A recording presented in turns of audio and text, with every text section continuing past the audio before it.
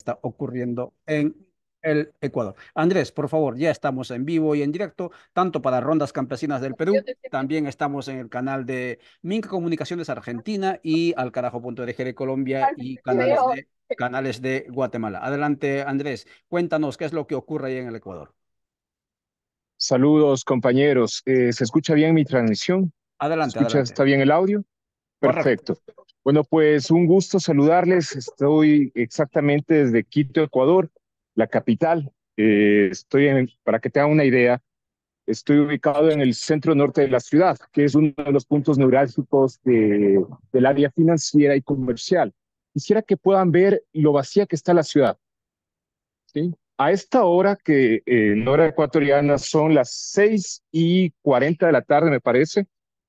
Legalmente esta parte de la ciudad es altamente transitada porque obviamente, como les digo, es un área de hoteles, área financiera, entre otras, pero debido a la situación que estamos viviendo a nivel del país, pues está botada la ciudad. De hecho, justamente acabamos de salir del medio de comunicación y estamos dirigiéndonos a nuestros hogares, que es como que el momento más idóneo y más seguro para podernos movilizar, porque horas antes la incertidumbre, la inseguridad y sobre todo la situación de conmoción que vivió el país nos impedía justamente movilizarnos.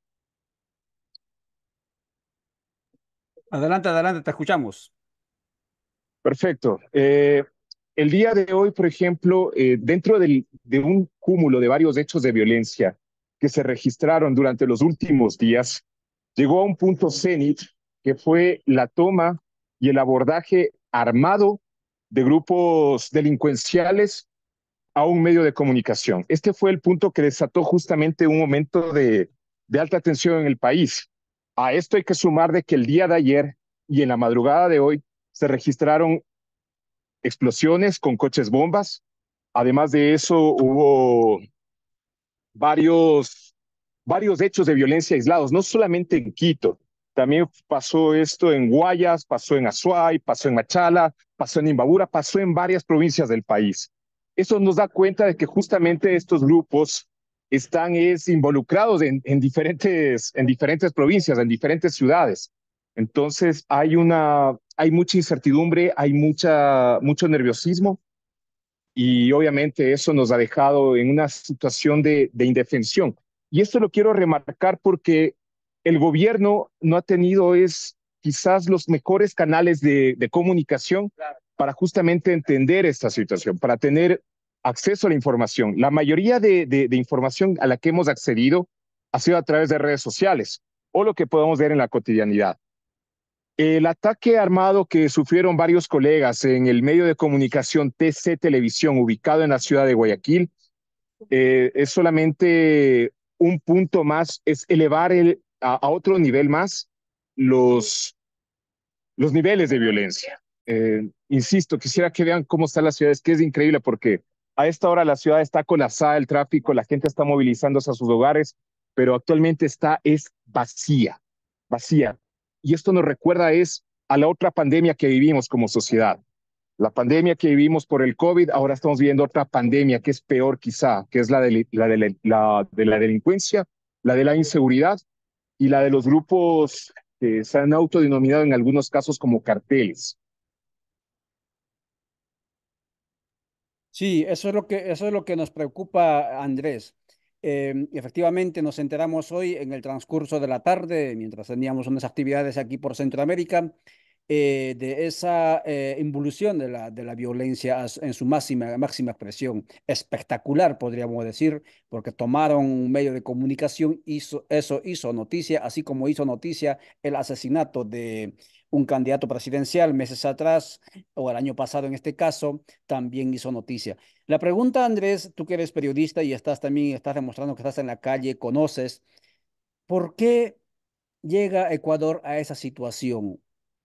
¿Cuáles serían las principales explicaciones que podrías dar? Te están viéndote a nivel continental. Entiendo que en Ecuador pueden tener su narrativa, su relato que explica esta situación, pero en el resto del continente, en el resto de los países, desconocemos. ¿Cómo explicarías por qué este país llega a esta situación?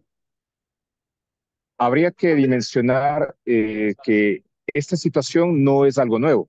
En realidad es un proceso que lo hemos tenido desde muchos años atrás, en el que lastimosamente, en los últimos gobiernos, esta situación eh, en realidad rebasó muchas expectativas, rebasó situaciones de violencia que nunca las hemos visto antes. Para que tengan una idea, en el gobierno del presidente Lenín Moreno, nosotros tuvimos los primeros amotinamientos en las cárceles. Estos amotinamientos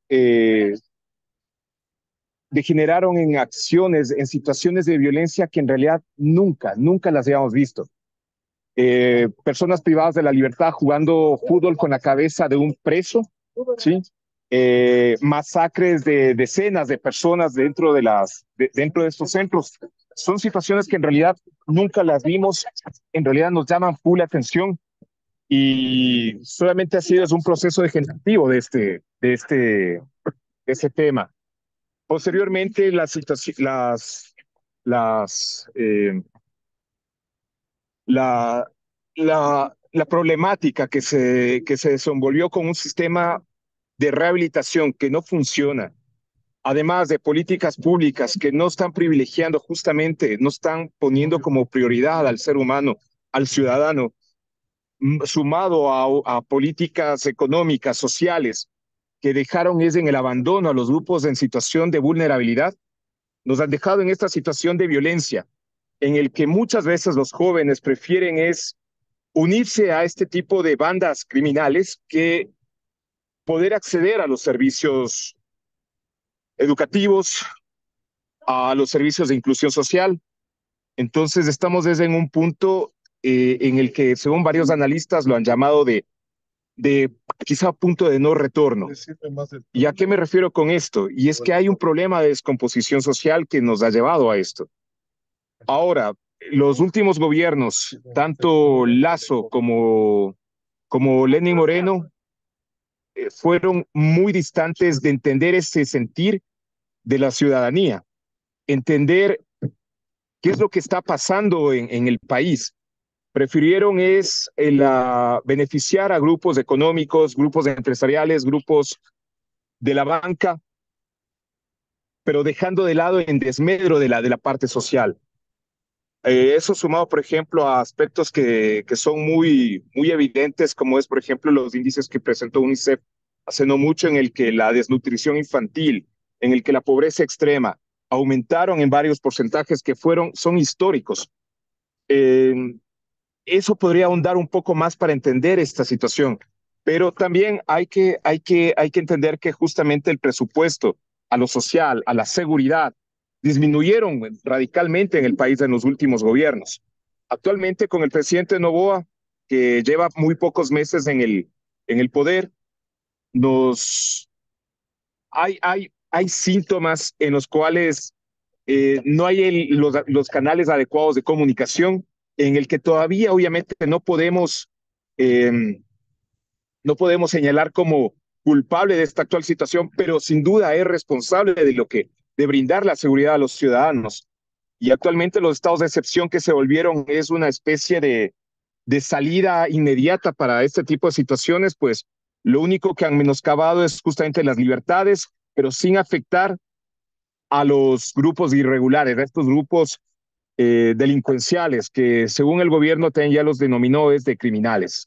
Por supuesto que sí, grupos criminales, grupos de la narcoindustria organizados allí, que prácticamente han colapsado a la institucionalidad, a la seguridad del Estado ecuatoriano, un Estado bicentenario que, como dice Andrés, no pudo satisfacer las demandas básicas como es la seguridad, la convivencia, la certidumbre en el país.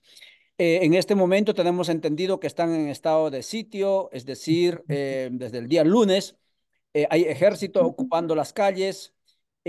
¿Cuál es la reacción de la población en este contexto? Y también, por otro lado, la violencia, muy a pesar del estado de sitio, se impone violencia de los grupos armados. ¿Cuál es la percepción de la población? ¿Qué dice la gente? Bueno, la gente lo que tiene es incertidumbre. La gente lo que tiene es temor. Y estamos con el temor justamente porque hay un estado debilitado que carece de institucionalidad. Y de hecho, justamente ahorita pasó un convoy de policías, justamente acabó de pasar, es un grupo de uniformados, entonces es incierto lo que está pasando ahorita. De hecho, ahorita voy a tratar de tomar uno de los pocos sistemas de transporte que están funcionando, pero es que es lo que estamos viviendo. De hecho, quisiera estabilizarme aquí un ratito para poder concretar un poco la entrevista. Ahorita que no estoy en movimiento y aparentemente estoy en un punto seguro. Ah, Quería señalar bastante y enfatizar en el tema de que hay un Estado muy debilitado, de que hay un Estado cuya institucionalidad ha sido golpeada no solamente en este instante, sino ha sido progresivo, en el que tenemos un bajo presupuesto en el tema de seguridad, en el tema social, y eso obviamente afecta a la situación de la gente. La gente en realidad se encuentra es desprotegida, se ha mostrado de que tiene temor.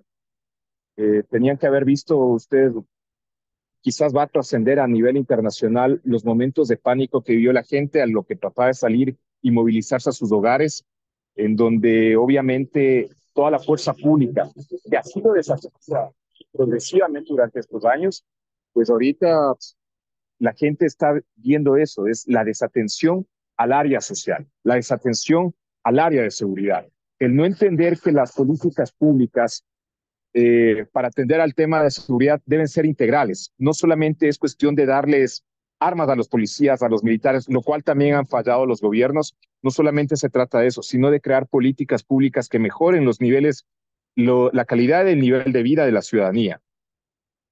La ciudadanía quizás también ahí es un tema que llama la atención. Si ustedes han seguido la historia de Ecuador, pues van a ver de que la gente se movilizó cuando encontró malos gobiernos, pero últimamente la gente se ha encontrado apática, apática y sobre todo con miedo.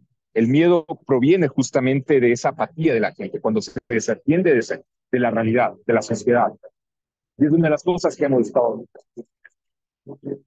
Estamos conversando con Andrés Pérez de la Red Corape del Ecuador a raíz justamente de esta violencia al que está llegando a su límite. Hoy en la tarde, delincuentes armados, muy a pesar del estado de sitio, lograron entrar en transmisión cuando un canal de televisión estaba en transmisión en vivo, pues asustaron, intimidaron y al final han sido capturados también estos delincuentes, pero a ese nivel está llegando la violencia en el Ecuador. Finalmente, Andrés, no queremos despedirnos de ti sin antes preguntarte cuál es la posición de organizaciones históricas como CONAIE y otros que, como muy bien decías, han dinamizado los procesos de resistencias, pero también sueños de cambios en el Ecuador. Claro. Bueno, hay varias organizaciones a las que justamente he señalado. Algunas son de los pueblos originarios, pueblos ancestrales, pero eh, en realidad se han mostrado es muy en contra de los últimos regímenes políticos, de los gobiernos que hemos tenido. Pero si ustedes se han percatado de qué es lo que pasaba en las últimas revueltas, en los últimos levantamientos, fueron aspectos como muy limitados. Lastimosamente no gozó del total apoyo de la ciudadanía. No se registraron los movimientos sociales en los cuales la gente se levantaba en contra de los gobiernos, como pasó con el derrocamiento del expresidente Abdalá Bucaram, en el derrocamiento del expresidente Yamil Maguad. Más bien se dieron procesos de resistencia, procesos de levantamiento se restringieron específicamente, prioritariamente con los sectores. La gente en realidad no participó totalmente de estos levantamientos, lastimosamente, eh, más bien ayudaron a que se consoliden nuevos procesos de exclusión, eh, también de un sistema opresor que es justamente en el que hemos estado hasta la actualidad. Muchas gracias Andrés Pérez. Te Rogamos que, por favor, con cuidado allí. Esta es la situación que vive el Ecuador, una situación de violencia al límite. Y esto es consecuencia, como muy bien dice Andrés, de la anulación del Estado como garante de derechos, de la neoliberalización, de la entrega de todos los bienes al sector privado, creyendo que el mercado es el que va a resolver todo. Y la consecuencia es esto. Gracias, amigas y amigos, por seguirnos por este canal. Mañana a las 6 de la mañana volveremos para seguir hablando del tema de Guatemala, pero hoy abordamos el tema del Ecuador. Gracias, Andrés, y saludos allí y siempre con cuidado. Nos veremos próximamente. Gracias, chao. Listo, que pasen bien, saludos.